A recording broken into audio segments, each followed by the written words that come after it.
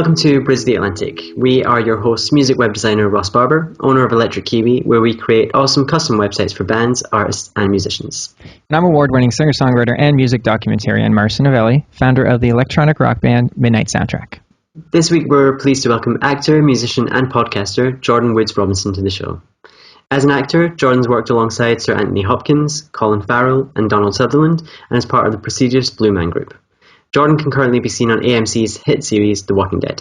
Jordan released his sophomore album, Crazy and Back, in early 2015. He is also the co-founder of SOSstudio.co, an online recording company networking musicians, vocalists, and engineers around the world. Welcome to the show, Jordan. Thank you. Hello. Hey. How are you? What's up, guys? This has been a long time coming. We've been talking back and forth via Twitter for months now, I think. Yeah. For a long time. We touched base, and then life happened, and things didn't happen, and then stuff happened, and here we are happening things. Absolutely. Here we are. That. Tell us three things about yourself that everyone should know. Oh my gosh. Okay. Most interesting thing today was that I heard some rustling on my roof, and I figured someone was walking around on my roof, as people do. Mm-hmm. And I climbed out my window, and I climbed up onto the roof to see what was going on. And there was about 15 vultures up there on my roof, and then just as many on the roof across from me, and then also around here, and then a whole cloud of them circling up in the sky. There was a possum that had an unfortunate day, and it was on the street in front of my house. Anyway, that's not really about me, but that just tells you, my day. I am a musician. I grew up a multi-instrumentalist. I guess that's good to know. I grew up in Tennessee with playing fiddle is my main thing. And then, Dollywood. You guys heard of Dollywood? Heard of it? Maybe? Yeah. It's Dolly Parton's theme park in okay. Forge. Are you serious? Yeah. Oh, yeah. It's awesome. Did you not know she had a theme park, Marcio? Yeah, so I used to work there in Dixie Stampede, and then I went to school for theater. What else do people not know about me? I'm a vegan. One of the main reasons you're on the show. No, that's right. No, it's a big plus. Ross was like, I don't know about this guy. I'm like, he's vegan, and in fact, he didn't want you on the show because of that. Because he's anti-vegan. But Ross? Then you told Ross that I was on a Mac, and he's like, oh well, we have to have him. Yeah. So, yeah, that's kind of how it went. Yeah, exactly. How did you know? You're like, I'm a triple agent. I'm playing both sides here. I thought so, yeah. And then, SOSstudio, but that was, we'll talk about that in a bit. Cool. So you studied at Tisch School of the Arts. Yeah. I'm curious as to how you feel your education there set you up for a career in the creative industries, and what the most important thing you felt that you took away from there might be. That is awesome. In my time at Tisch, the really cool thing about Tisch is that, first of all, it's a huge class, which is kind of intimidating. There are, tons and tons of people on campus, so that can seem weird. But the way they justify and rectify that is all of the acting students are broken down into different studios and then different classes within that studio. So depending on, you go in with an audition and like a monologue and an interview when you're first auditioning for the school. And from that, the mentors kind of decide, oh, I saw this in him. I think he'd do really well in this studio. I think that would, speak to him as a performer, as an artist, as someone who can it'll resonate with him more. This style of teaching it, and that's cool. That's great going into such a large community with such diverse actors and teaching styles. And the studio that I was in was called Playwrights Horizons, which is also a theater in New York. They have their own, theater company, but they have one aspect of the theater company, which is Playwrights Horizons Theater School, which is at Tisch, and it's teaching whole theater. So it's not just teaching actors; it's teaching designers and directors and producers, and it's teaching all of you side by side. And the idea is you can then go off and start your own theater company, or put up your own show, or X, Y, and Z. And so what I really got from that was building a toolbox, having so many different ideas are coming at you, so many different theories of how you should do this. I mean, acting is like religion, it's like everybody's got a different idea of how to get there, and everybody's saying the exact same thing, but it just whatever is true for you. And so building all of this, and And I actually didn't do any film and TV work until after college, until I'd done Blue Men for a couple of years, and then I moved to Orlando and did film and TV there. So all of my training was in theater, which really prepared me for the Blue Man experience, which was awesome. I really like that comparison. Oh yeah, thanks. You're all going to the same place. Yeah, and I think it's true about food too. I mean, like health, like everybody. Right. There's so many different ideas of how to be healthy or whatever, and it's all everybody's saying the same thing. It's just your own personal truth. Yeah, and I'm saying that vegan is the best way. Yeah, and you're right. I'm outnumbered again. This is happening more regularly. I know. I'm trying to get a bit more vegans on the show. It's kind of subconscious, kind of not. He's trying to convert me. He's trying to bring me over to the light side. You know but what? I'm still like hanging out over here on the dark just side. As a side note, it's not actually like so much for. I just want to kind of spread the knowledge a little bit. I just recommended Forks Over Knives and Cowspiracy in because I think one touches more on the health side of things. The other one it completely just gives facts on the environmental side of things. It's not up for debate, agriculture is the leading cause of global warming. It's not debatable. There's a cookbook that I love. It's called, of course, it just flew out of my mind. I was like, I'm going to talk about that, and it's gone now. It's by Mark Bittman.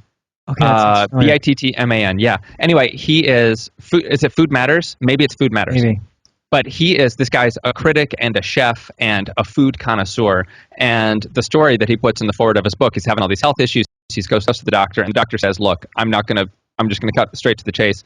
If you don't adopt a plant-based diet, you're going to die soon. Oh, wow. And Mark Bittman says, I can't do that. I'm a food critic. Have you met me? That's, I have to be able to eat everything. And he said, well, you figure it out then. And so his challenge was he decided that for the first 2 meals of the day, he eats vegan. And then for dinner, he'll incorporate some form of animal protein. But it's forced him to look at all of the ways that the rest of the world incorporates meat into their diets. Because in many of Western, society cultures, meat is you put the meat on the plate and then you fill up the space with some other stuff around it. Right. But in many other cultures. Most other cultures. You cook with vegetables and stocks and broths first, and then the meat is the last thing that you add to it that provides that next level or that extra texture or flavor or whatever it is, just that, just kind of rounds it out. So anyway, that's what the whole cookbook is him saying, look, this is my justification for this. I need to change the way I think about eating, but I can't kick everything out of my diet. So this is how it makes sense to me. It's pretty cool. That's really cool. I'm going to check that out. Yeah. Yeah. Now, going back to your education, I just want to ask, trust me, I could talk about veganism forever. Believe me, he could. Just going back to education for a sec, I just want to get your opinion on education versus experience. Oh my gosh. I think that's one of the chicken before the egg questions, It's like, I think the experience will allow you to be honest and come to the table with the life experience, the memories and everything else that you need in order to completely relate to what it is that you have to achieve. But the education is there to allow you to replicate that a time and time again, to be able to not just feel it and perform it once and then move on, but to be able to feel it and learn it and process it and save it in different compartments of your body so that you can recall it at any time, and that's I don't have much life experience. I grew up on an animal rescue farm. I've seen some amazing stuff. I've seen some hard times, but I've never been one to want for anything. I've never been one to go through any major loss in my family, knock on wood, anything like that. And it's and so like that usually is what people think of when they think of experience. It's like, oh, I used to live under a bridge and now I'm a CEO, like that's life experience. But I've never had anything like that, so that's where the training comes in, of being able to take a story of my, remembering a time when my dog died or whatever, and using that to tell the story of the world's about to end or whatever. I'm just making stuff up. It's kind of the same, isn't it? Yeah. Well, to us. To us. Yeah. So I think there's definitely room and a need for both. I think, like you said, I think the education helps you to take the experience and apply it in a way. It teaches you maybe the techniques that you need to really express it in a way that works. And in context. like as a designer, I was speaking just as an actor, but I mean, it's true as a designer, for instance, where you see something that you really like, you see a website that you're like, that's incredible. I want to be able to implement that into my future projects. But then, and so that's the experience. That's the knowing what you like and knowing what moves you.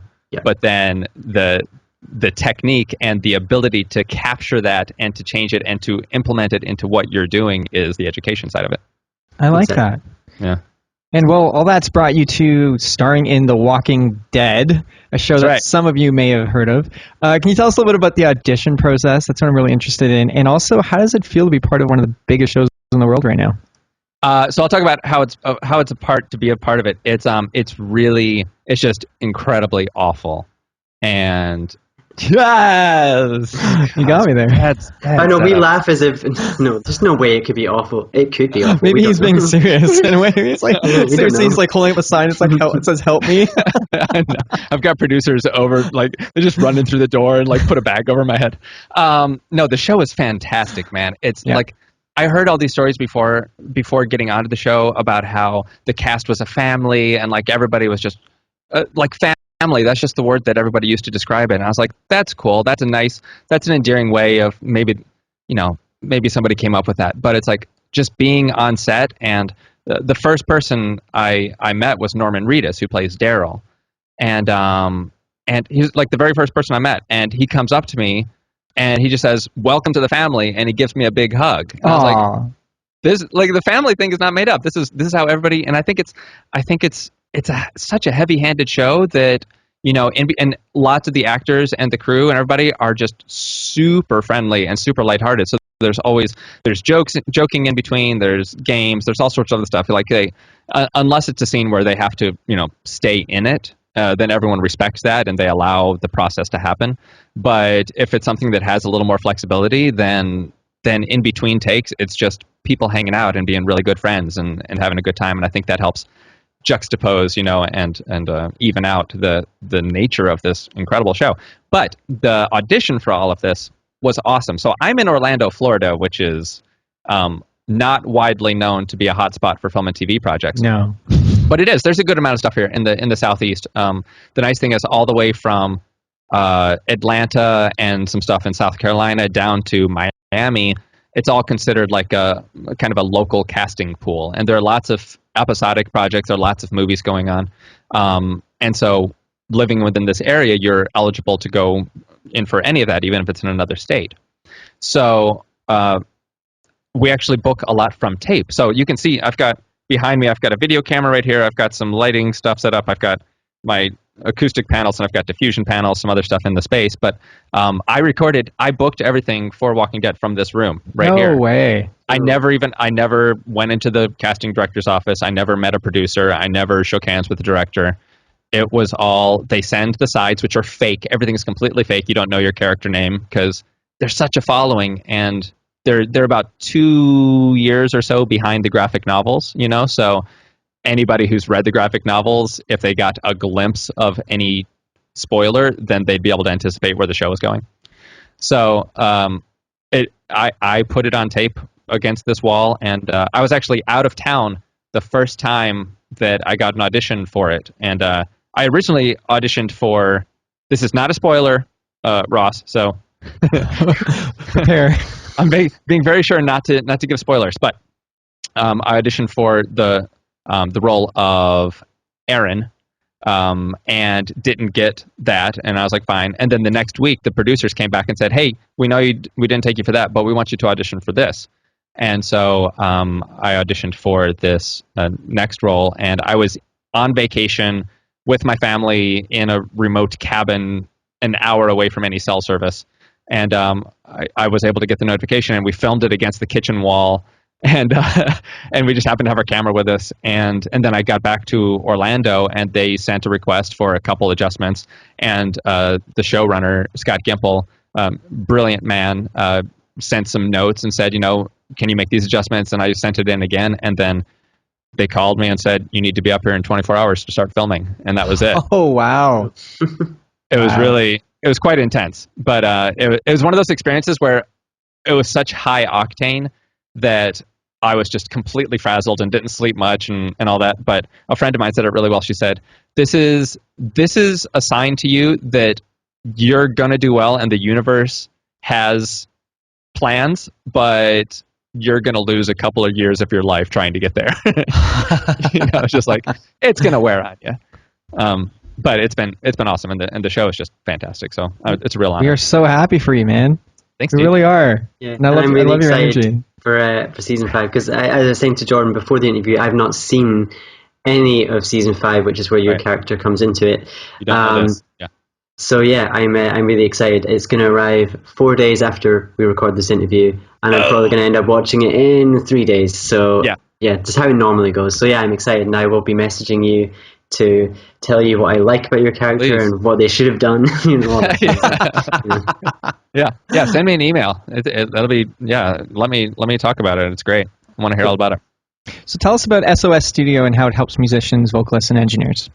Totally, man. So SOSstudio started off as a project a number of years ago. I've got at NYU, I had a mentor. Her name is Elizabeth Swados, and she's an Obie award-winning composer and playwright and music director and all this other stuff. She's incredible. But I worked with her for a number of years, and I got Blue Man Group, and I got pulled away from New York and thus under her wing. And she gave me a challenge. She said, write one new song a week. She said, it doesn't have to be good. It doesn't have to be your favorite song. It just has to be finished. It has to be out of your head so that you can make room for the next one. And I said, cool. And I waited a little while, and but then I took the challenge very literally, and I actually, I was in my studio, and I would write, record, mix, and post a new song each week onto my website. And I got burnt out pretty quickly. I did an album. I did 13 or 14 songs. And I tried emulating a different style each time. Anyway, I'm getting off the topic.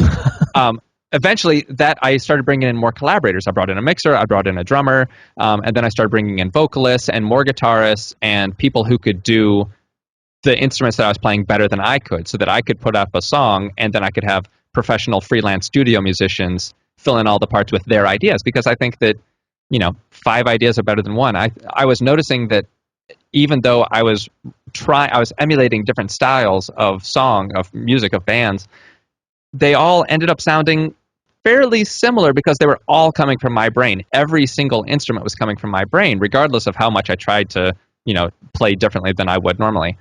And so opening up to professionals that effortlessly just lay down their first instinct, and it's worlds beyond what I could come up with, was just very eye-opening. So SOSstudio has grown out of that, and we're a community of songwriters, and we support each other by helping record new albums. I'm launching a new distribution package right now where people can come to us, and we'll put you up on iTunes and Spotify and Amazon and Google Play and all that other stuff. Oh wow! You keep 100% royalties. It's for the songwriter. The idea is, I want to help you reach huge levels of success, and I think that times are changing. I think that streaming music is here to stay, which I'm sure, Marcio, you'll probably agree that might not be the most ideal thing to hear as a musician and as a songwriter and as an artist, but I think it's here to stay. I don't think it's going anywhere. And I think that our challenge is to find the ways to make it a plus for us, make it a tool that we can use effectively that will actually be great for us. And my first theory right now is that I think that the world of albums are going to be gone soon. I think it's going to turn into singles. So sad for me. I'm an album guy. Oh yeah. So I mean, not only as a music listener, I love albums, but also as a songwriter, I write songs, but I write albums. You know what I mean? Right. So yeah, I'm speaking of albums as like the compilation of songs, not necessarily the physical discs. But right. Yes, me too. Yeah. The actual. Okay. And I think that's going to be gone, because I think the main thing that we're going to have going for us is that we can consistently release great music so that our audience is always engaged, and as soon as they've heard this one song enough, we throw another one right at them and say, you like that one? Check this one out. As opposed to waiting for 2 years for the album to be done, So that's what SOSstudio is. It's helping people record singles and albums 2 weeks at a time. Everybody knows their gear super efficiently, so we can bang out tracks and mixes and mastering like that, and get your music from a scratch track to iTunes in 2 weeks, basically. And it's been a lot of fun. It's been great. It's a challenge for me, but the main thing is I really want to help people. So if something looks like it's not helping some of my songwriters, then I adjust it. It's me. It's a one-person show, and I'm trying to just get to that point where everything clicks and everybody starts seeing just great advancements in what they've been doing. And so part of it is giving them the tools to do it, and part of it is giving them the inspiration and the do-it-yourself tip so that you have the control over it all by yourself. Oh, that's awesome. That was like a 5-minute elevator speech. Whoever I was trying to sell that if this was Shark Tank and I had millions of dollars, then I would be investing in you. Exactly. Oh, wonderful! Thank you. I would be you'd have won me over. Our membership that we're trying out now is $5 a month. So it doesn't take millions of dollars. It's $5 a month. So nice. And that's a new thing. I'm trying to find ways to. I've been supporting everything financially. Because it was a project, it's been coming out of my pocket. But now trying to switch over to the idea that this is community driven. This is everybody has some stake in this, and trying to find ways that people can contribute very small amounts and still get great things from it. I love that. It's kind of the idea behind Netflix. Contribute a small amount and everyone benefits if you get enough people to do it. Not anything like Netflix. You know what I mean? This small membership and yeah. Anyway. Yeah. Are you ready for 20 questions? You're sharing your Netflix password with people? You're like, yeah, I just put in $8. No, my whole family got Netflix. Awful. Sure, I'm ready for 20 questions. Awesome. Let's do this. Okay. Coffee or tea? Tea. This one's redundant, but meat or veggies? Meat. I was going to say, just to say. TV or Netflix? Netflix. Twitter or Facebook? Currently Twitter. Yoga or yogurt? Yoga. Lost or 24? Lost. Is that a question? Wait. I know it. Which one of you is 24? I'm well, lost. I like both, but I would probably say that I do lean a bit more towards 24. Just a little bit, not a lot, just a little bit. All lost. We just keep going back and forth. The pendulum all is swinging like crazy. That's going to keep happening. Friends or Seinfeld? Good one. Friends. Marvel or DC? Marvel. Gavin DeGraw or John Mayer? Gavin DeGraw. Ross has been stalking you. Yeah, I have. Canada or Scotland? Oh, come on. That's not fair, guys. I think it's quite fair. I have family from both. Oh, really? So I can tell. Yeah. No, it's true. Both. Look at that. You can do that. Two of my personal favorites, Family Guy or American Dad? Family Guy. Zombies or vampires? Zombies. Tina Fey or Amy Poehler? I'm sorry, that's a tough one. Oh. I don't know if I could pick. I could pick. Really? Who'd you pick? Yeah. I'm going to wait for Jordan to answer first. I don't want to influence his decision. I'll say Tina Fey. Yeah, me too. Yeah. I love Amy Poehler too, but Tina Fey, she 30 Rock, she wrote Mean Girls, Bossy Pants is fantastic. Yes, Bossy Pants. I've read excerpts from that, yeah. However, really fun. I just went back and watched the new What Hot American Summer series. And any good? Yes. It's my Lord, is it amazing?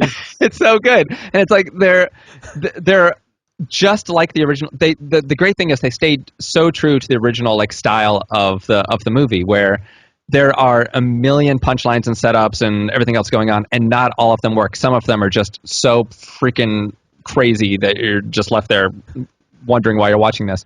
But the ones that do work are just mind-bogglingly good, and they didn't change that thing. That's how the original movie was too. It's just like, this is how we're going to do it, and it was fantastic. Plus, it's great seeing everyone 15 years older trying to play teenagers or years younger. I've still not watched it, but I am gonna. It's on my list. It's on my ever-growing list of things to watch.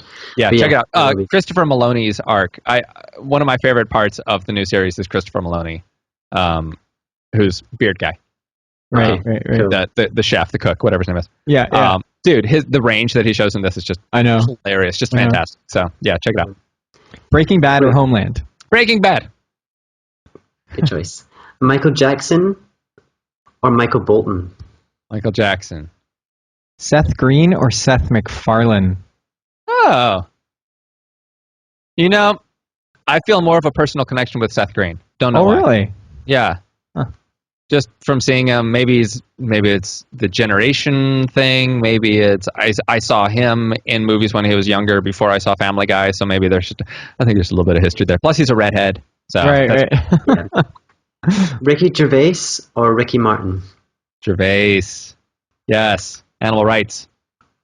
Yes, although he is not vegan or vegetarian, which I find a little bit of dichotomy there. And there are a few animals he's like, it's okay to kill these animals, but not these animals. So he's got to figure his shit out. But hey, he's doing better than some celebrities. Come on, Ricky. You should bring him come on, man. Talk to him about it. Well, we know he watches the show regularly every week. Oh, so yeah. Okay, good. Whale or kale? Oh, that's fun. Whale kale. I like whales. I like kale in smoothies. Me too. Not necessarily kale chips. I've tried many, many times, and for some reason, I sometimes get a little bit of a headache after. I don't know if it's maybe some of the spices. Maybe you're detoxing when you have it. Yeah, you need water. Yeah, I only eat kale chips when I'm massively hungover. So I don't. I wonder what it could be. I don't know where the hangover's coming from. Yeah. But Think whales. we I love figured that whales. one out. Yeah. Now, Bette Midler or the Riddler? Oh, I like Bette Midler, and here's why. She's got. I mean, do I have to give a reason why? I know. You don't She's have fantastic. to. I mean, But she We all know. is. I've heard so many stories of the stage fright that she has. You know, Oh, she's got really? massive stage fright. But she's a performer. She's a headliner. She's got her own show. She leads movies, and she just overcomes it. And she embeds herself in the character, or X, Y, and Z. You know, and I think that's awesome. I every time I see something by her now, I think of that, and I watch her trying to find those moments when there might be a glimpse of stage fright in them. There's none. Do you relate to that? She's a queen. I relate to it in the sense that whenever I'm not doing something, I'm a very introverted person. Somebody defined introversion one. Normally, being introverted has a bit of a negative stigma to it. Yeah, which it shouldn't. And somebody defined it once, and I heard this, and it resonated so profoundly, and I love it, is that an introvert is someone who is energized by being alone. Yes. I've read that too. Yeah. And I think that is Like such that. a clear, wonderful way of saying it, because it's true. It's like I find I have boundless energy when I'm alone. But then you put me in a situation where I have to be on, or I have to do something, you know, it wears out pretty quickly, or I end up shutting down or whatever. But so I resonate on that degree, but no, I've always loved being on stage, and if I do have those nerves, I usually just translate it into the performance and I use love them. that.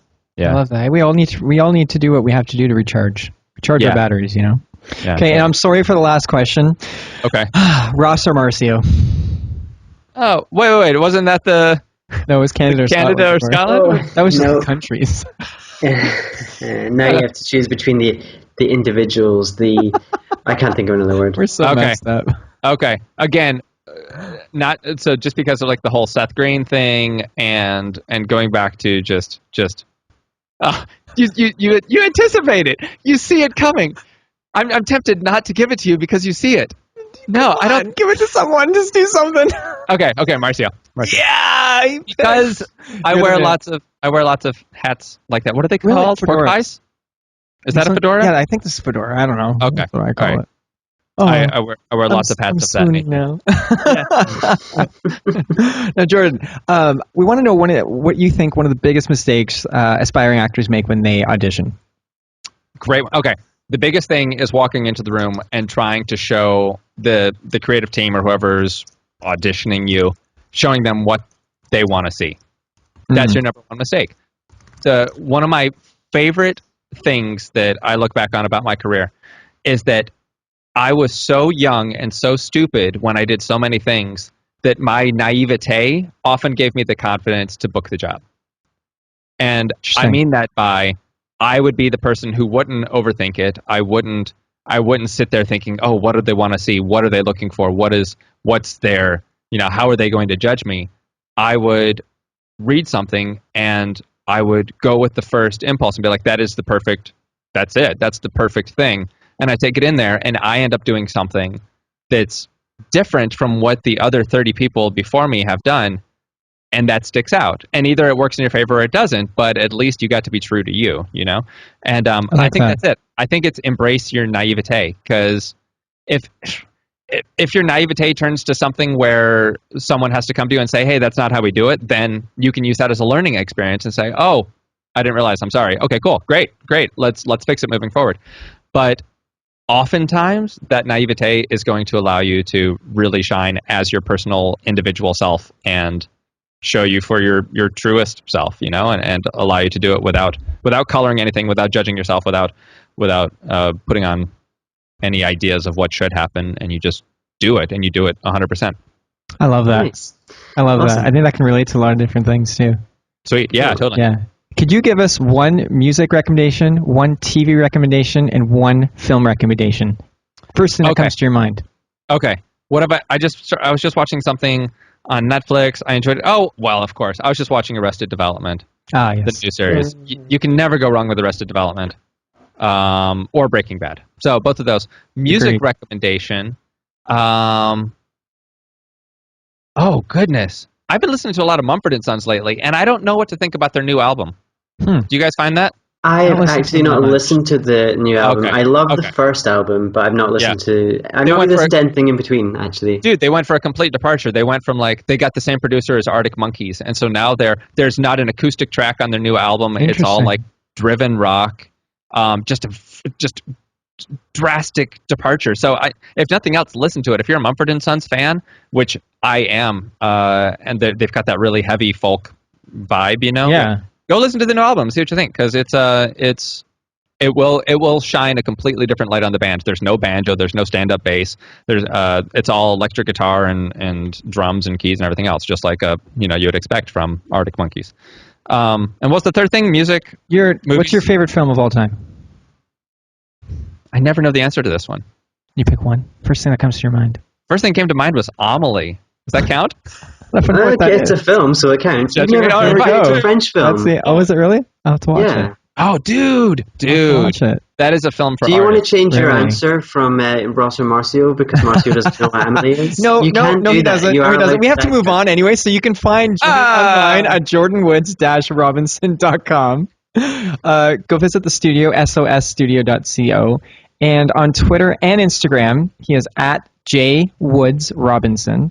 That's Robinson, 1B, 1N, 1S. So I guess I can just spell it out. JWOODSROBINSON. But Facebook is /Jordan Woods Robinson. Yeah, full name. I know it's all. Man, having the hyphenated name is difficult sometimes. Yeah, we have the hyphen. Well, we have the hyphen in our Bridgie Atlantic, and it drives us nuts. Yeah, right. It really does. It gets at you. By the way, where can I find you guys now? Well, look at that. He just set us up. You are. I like you. So I'm running for my next solo album, as well as I've just released my my side project, Midnight Soundtrack's debut album, Foreplay. You can hear my solo music at marcionovelli.com. Make sure to follow me on Twitter, Facebook, and Instagram, which are all /marcionovelli. And I'm working on websites for various artists at the moment, and you can check out my work, my blogs at electrickiwi.co.uk, and you'll find me on Twitter and Instagram at electrickiwi, and on Facebook, Electric Kiwi Design. This episode was brought to you by Chris Keaton Presents. Find out more about what Chris does and how he can help you at chriskeaton.com. And if you'd like to sponsor the show, visit bridge-the-atlantic.com/sponsors. Awesome. He sounds so pro saying our sponsors do, now, eh? yeah. I feel like Jordan, I'm man. going over to Chris Keaton's site. Yes, do that. Man, this has just been great. Thanks so much for coming on. Come back on again soon, please. Yeah. Thanks for watching Bridge the Atlantic. If you like what you saw, make sure to like, favorite, and most importantly, subscribe so that you don't miss each week's episode. Click on the videos above us if you'd like to see more, and please feel free to leave us a comment letting us know what you think of the show. Follow us on Twitter, Instagram, and Facebook, and subscribe to us on iTunes so that you can listen to us on the go. Thanks again for being awesome, and we'll see you on next week's episode.